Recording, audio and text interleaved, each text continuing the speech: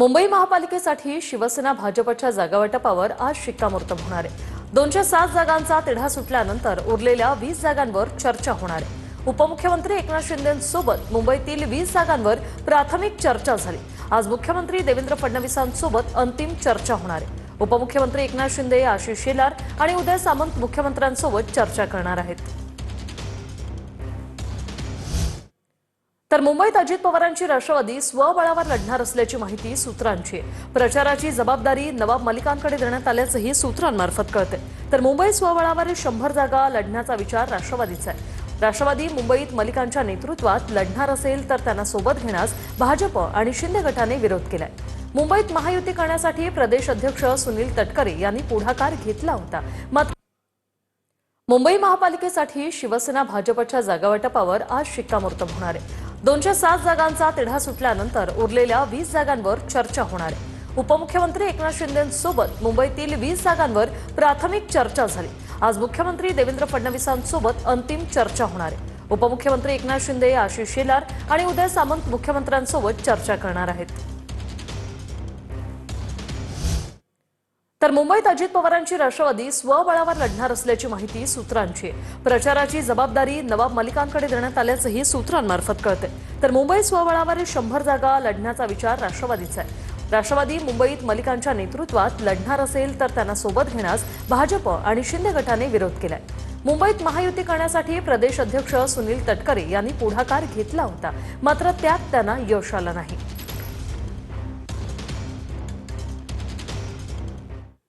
तर मुंबईत ठाकरे बंधूंकडून पवारांच्या राष्ट्रवादीला केवळ 16 जागांचा प्रस्ताव दिल्याची माहिती मिळते।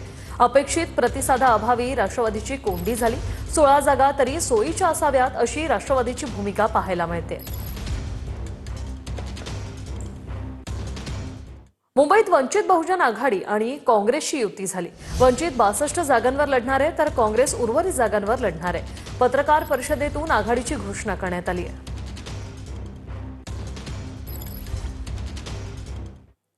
जळगाव महापालिका निवडणुकीच्या जागावाटपावरून महायुतीत एक मोठा पेच निर्माण झालाय। अजिंठा विश्रामगृहात गिरीश महाजनांसोबत सुरू असलेल्या बैठकीतून गुलाबराव पाटील बाहेर पडले। चर्चा निष्फळ ठरल्याने गुलाबराव पाटील 15 मिनिटात तडकाफडकी निघून गेले। शिवसेना 26 जागांवर ठाम असून भाजप 26 जागा देण्यासाठी तयार नसल्याचं सूत्रांकडून कळतंय। गुलाबराव पाटील नाराज होऊन निघालेले आहे। अजिबात नाही, नंतर रात्री ते खुश होतील। महायुती भक्कम आहे का? पण भक्कम आहे, आपल्याला बघायला मिळेल। आता काय 2 दिवस राहिलेत, उद्याचा दिवस राहिलेला आहे। सगळा निर्णय होईल आणि योग्य असा निर्णय होईल।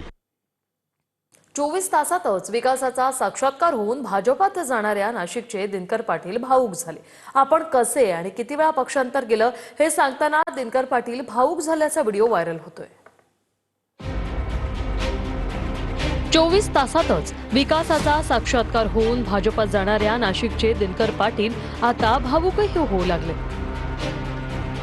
भाजपच्या जनसंवाद बैठकीत आपण कसे आणि किती वेळा पक्षांतर केलं याचा दाखला देता देता भाजपच्या दिनकर पाटलांना अश्रू अनावर झाले। हे तेच दिनकर पाटील आहे जे ठाकरे बंधूंच्या युतीनंतर गुलाल उडवत नाशकात नाचत होते। मात्र त्यांच्या शर्टावरचा गुलालाचा रंग जात नाही, तोच दिनकर पाटलांनी रंग बदलत मनसेतून भाजपात प्रवेश केला। फक्त विकासासाठी अशी गर्जना करत गिरीश महाजनांनी त्यांच्या हाती कमळ सोपवलं। त्यावेळी कदाचित काल मनसेच्या मिरवणुकीत उडवलेल्या गुलालाच्या हातावरचे डागही पूर्ण पुसले गेले नसावेत। काही महिन्यांपूर्वीच भाजपला पोट भरून शिव्या देणारे आता भाजपशिवाय विकास शक्य नसल्याचा दावा करतायत। दिनकर पाटलांनी किती वेगानं डोक्यावरची टोपी बदलली त्याचे हे व्हिडिओ सोशल मीडियात व्हायरल झाले। तुम्हाला जर वाटलं राजकारण करायचंय तर भाजपमध्ये कधीच जाऊ नका। लबाडाचा पक्ष येतो।